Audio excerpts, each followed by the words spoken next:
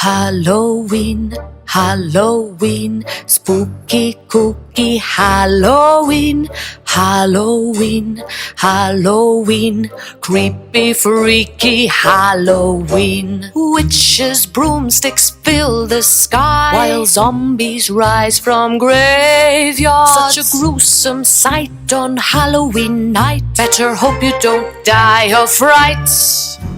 Halloween, Halloween, spooky, kooky Halloween, Halloween, Halloween, creepy, freaky Halloween. Moans and groans to chill your bones. A werewolf howls at the full moon. Banshees add to the hullabaloo. You know there's room in my coffin for two. Halloween, Halloween, spooky, kooky Halloween, Halloween, Halloween, creepy, freaky Halloween.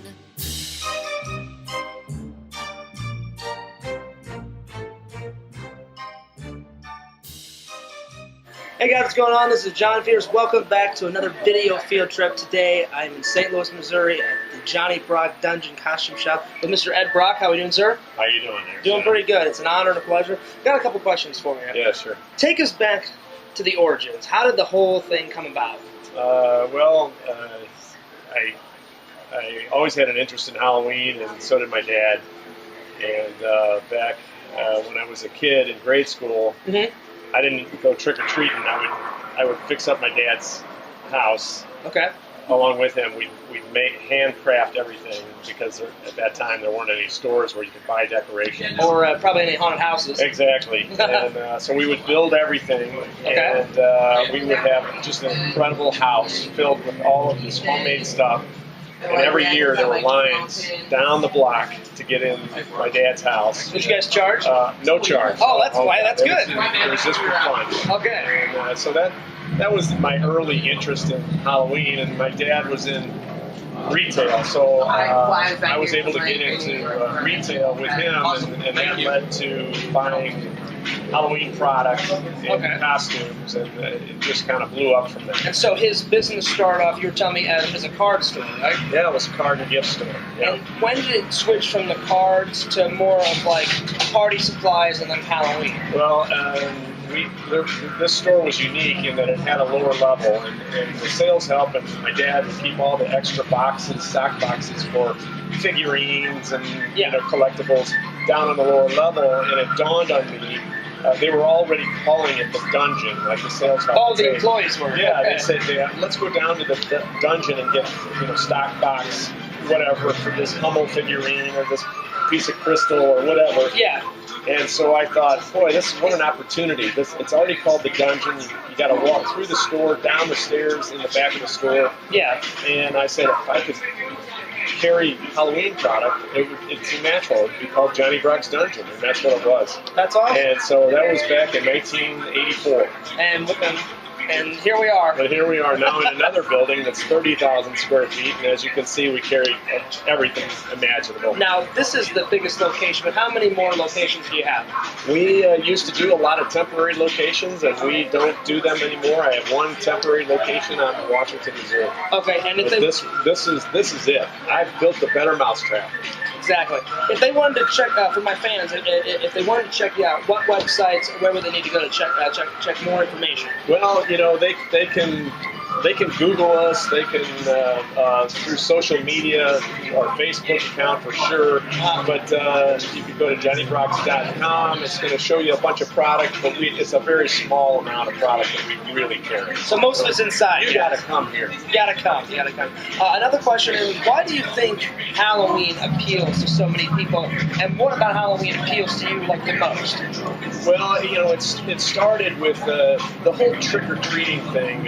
Even though I didn't do trick-or-treating as a kid, it was fascinated me, and I just always had an interest. I loved scaring other kids that were my age and older, and I thought, this is the coolest thing in the world. Plus it's very creative. It's a creative field, and that's what I like about it. And I think that creativity carries over into the customers now that come in. Everybody wants to be something different. They want to be unique, and it's their creativity really wanting to kind of break out. And Halloween is the one time of year that people can let it break out and they can be who they want and they can get away with it.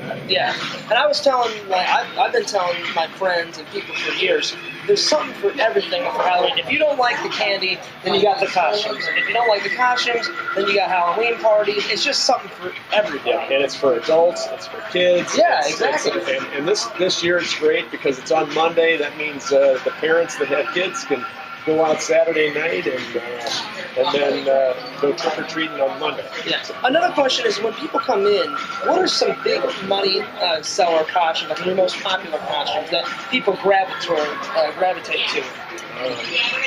Well, that's a loaded question. We sell is it like, I guess different every year? Yeah, it is. But there's some real basics that sell year in and year out, and the news media always wants to know what's the most popular costume this year, and of course political stuff might be popular one year.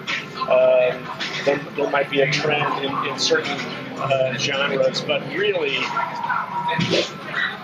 just old-fashioned horror and scary stuff is always the top seller. Probably the classic witches, Dracula. Dracula's always number one. Yeah. Always number one for men and for women. Oh yeah. And witches, zombies, pumpkins. always very popular. But pumpkins, definitely in the scary horror category, that is by far and away the top seller of the year. And when you were a kid, did you like horror movies? I did, more so when I became an adult. I got more into that as I grew in this business. I never watched them as a kid. I'd say around 15 I started watching. Exactly. When I was a kid, I was just too busy making my own stuff. Yeah. I probably should have made my own movies. So what's your favorite horror movie? Did you have a fave that you gravitate to? I have a lot of favorites, but really just a classic for me is The Shining. I still think The Shining is one of the best made horror movies of all time. I've got three. I like The Thing, John Carpenter's the remake of The Thing, Halloween with Michael Myers, 1978 version, and then I love the original Friday the 13th, the very first one. When you think it's Jason, but it's really Mrs. Voorhees. Yeah. Those are my three favorites. Jason and Michael Myers are probably two of the top licensed selling masks and costumes. Probably Freddy too, right? And Freddy's right in there. But Jason is by really the number one in terms of licensed horror. You'd say two is probably Michael Myers? Yeah. Okay. So when you guys bought this location, how long ago when you bought this location? We moved into here as our warehouse 13 years ago. How many? Okay, so you guys do the math. Okay, yeah. So you guys have been here for 13 years, and have you guys changed anything inside the building, or has it been pretty much the same? Or do you guys move the costumes around every year? We reformat the interior walls, which are just grid, but you wouldn't know it because they're completely filled with costumes. And structurally, it's just one big open 30,000 square foot building. And we put up grid and make these corridors of fun. Yeah, because I was thinking every year, I'm like, people wouldn't come if it was always the same format. It's like every year, they must all right, the mask will probably be in the front next year. Then costumes could be on this wall. We change it around every year. Yeah. Well, I really appreciate the insight, sir. Thanks, John. And go to Fierce Man 26 on YouTube. And happy Halloween. See you guys later.